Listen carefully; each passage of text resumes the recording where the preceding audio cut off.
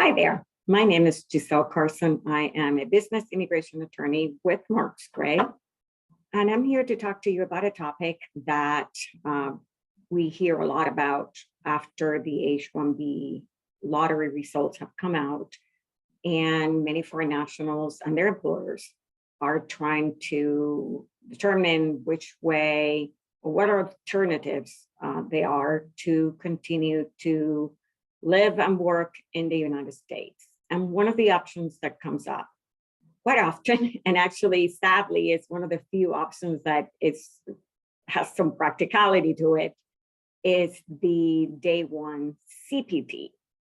So that is what we're going to talk about. What is the difference between traditional CPT, day one CPT, and what are the things that you need to be aware of if this is something that you're considering? So again, CPT versus day one CPT, pros and cons of the day one CPT, the application process, what needs to happen, and employers' responsibilities, because it does add some extra work for the employers, but at the end of the day, it may be the best course or not, which I hope you'll see that from the presentation. So here is what a traditional CPT would look like. And under a traditional CPT, the big thing, and that's what I put it in there in red, is that before a foreign national, that is an F1 student, can go into CPT, they typically, most schools require them to have completed one full academic year of schooling before they can apply for the CPT. And as you'll see on the next slide, that's the big difference between the traditional and the one day.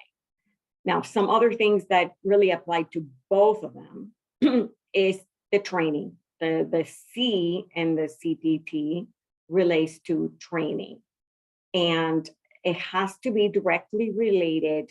So the training basically is the employment.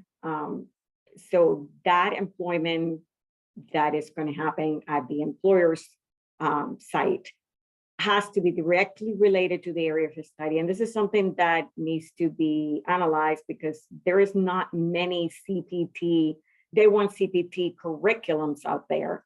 So sometimes it makes it hard to establish the relationship between the two that's directly related. The other piece that is really important is that it's an integral part of an established curriculum. So the CPT, the work, the training, and I'm going to call it training instead of work during this presentation, but just know that that's kind of interchangeable. It needs to be a part of an established curriculum. So the school that the person is going to requires this CPT as part of the studies that the person is going to undertake. It happens before the program of studies ends. So it is before the bachelor's degree, or before a master's degree, before the PhD degree. That's when the CPT takes place. Again, I already covered the completion before the one full academic year. This is one of the pieces where the employers come in. A job offer is needed.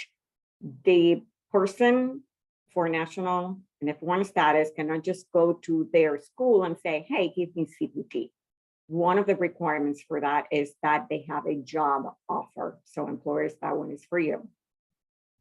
The authorization, which I think is a good thing, sometimes comes from the department, from the school, the DSO, the designated school official, not USCIS. So there is no application, the petition or anything that needs to be filed with USCIS. It's strictly run at the school level. So the DSO authorizes the CPT and issues the Form I-20 approving the CPT. And for those of you considering CPT or day one CPT, plan about 1 to 2 week turnaround, especially if there is many people requesting the same thing. All right, so here's what the day one CPT difference is.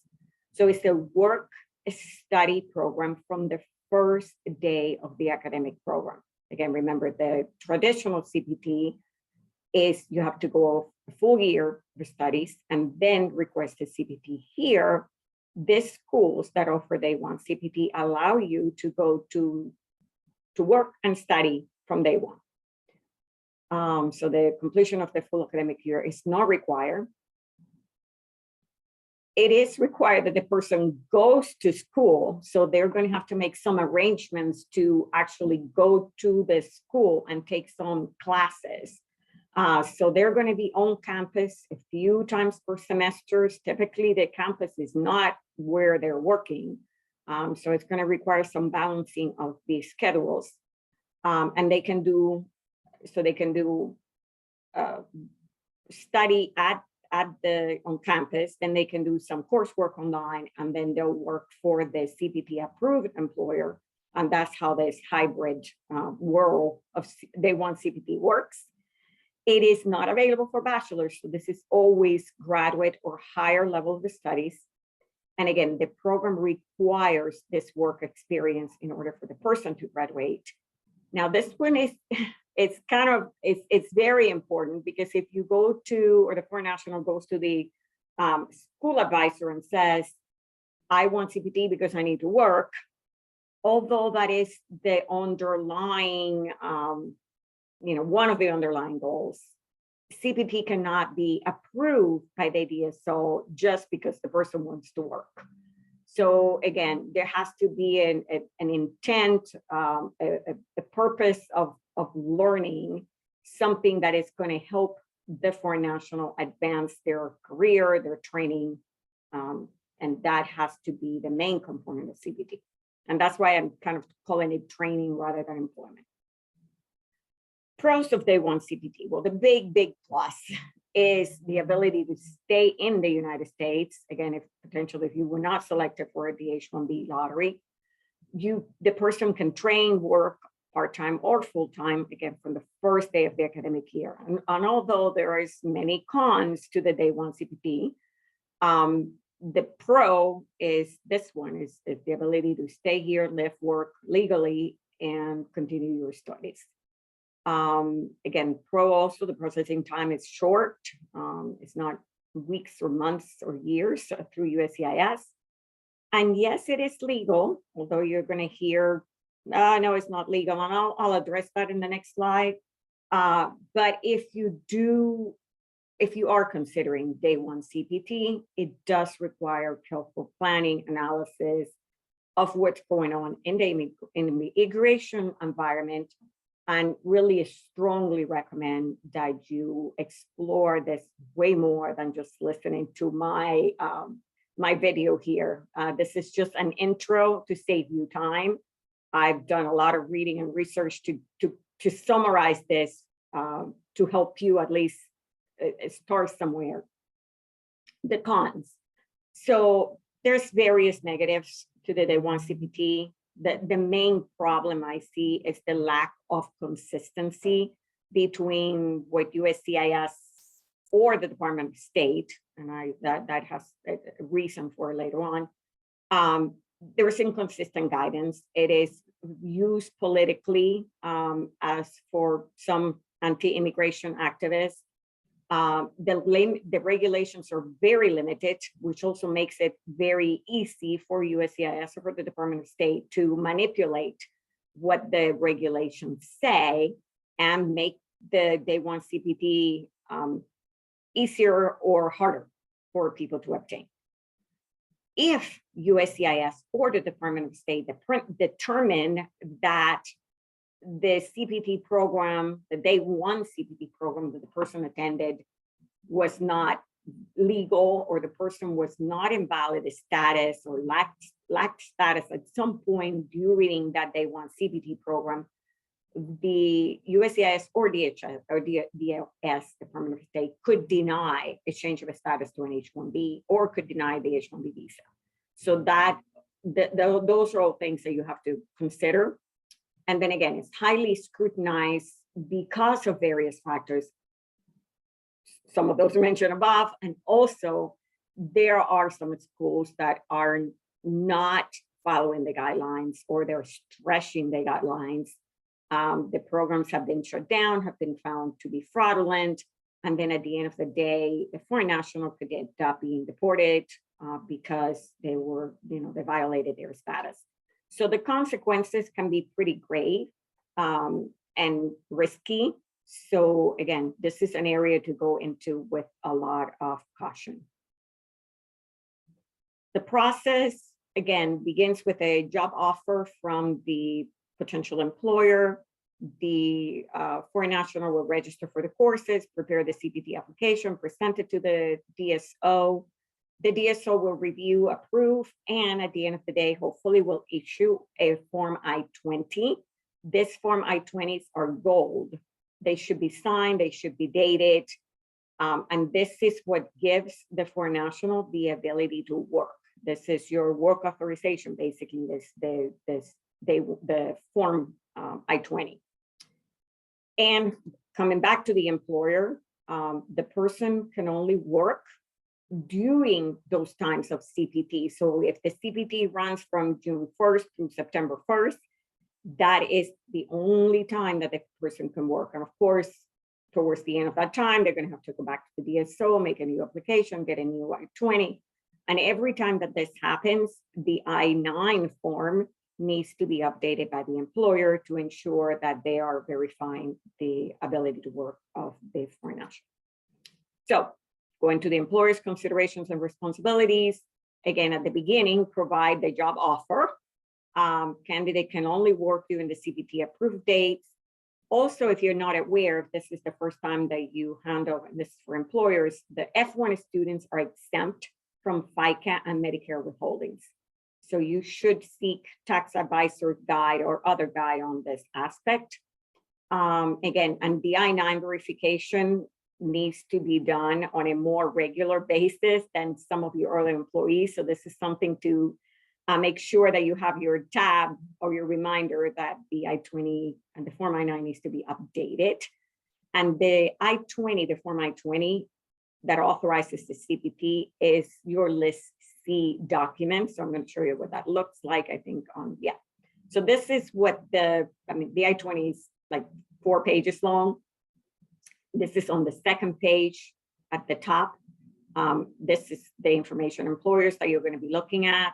So under type of employment authorization, as you can see, there is a CPT. In this particular case, it was full-time. It was approved from this date to this date. And, again, it is for a particular employer. So we redacted that, but it's going to say who they're authorizing it for. Actually, sorry, the authorization dates, the start date of work for the employer. Yeah, okay, they're at the bottom. November 30th, 2020, November 2021. So in this particular case, it was approved for 1 year. Sometimes they're only approved per semester. And this is what, if the first, section 2 of a CPT I-9, this is a sample of what it would look like. And then when they come back and you need to re-verify, you would use that new Form I-20 to complete the re-verification. Now, quite often what happens is, and this is kind of a strategic decision, say the person was selected under the lottery, and now we're getting ready to file that petition.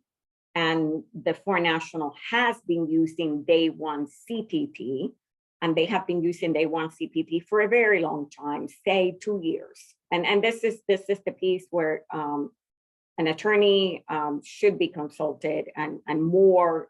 Well, there's various things that need to be strategized, but this is one of them. The other one significant is study the schools, research the schools that the person is going to go to, because that can also have significant consequences if the school is not, it's not one that has issues in the past. But let me go to this. So what happens is the person is selected under the lottery. So that's one option. And then you have to decide when you file the form, the petition, the H-1B, whether that person is going to change status in the United States or that person is going to cancel a process abroad in order to go to that H-1B.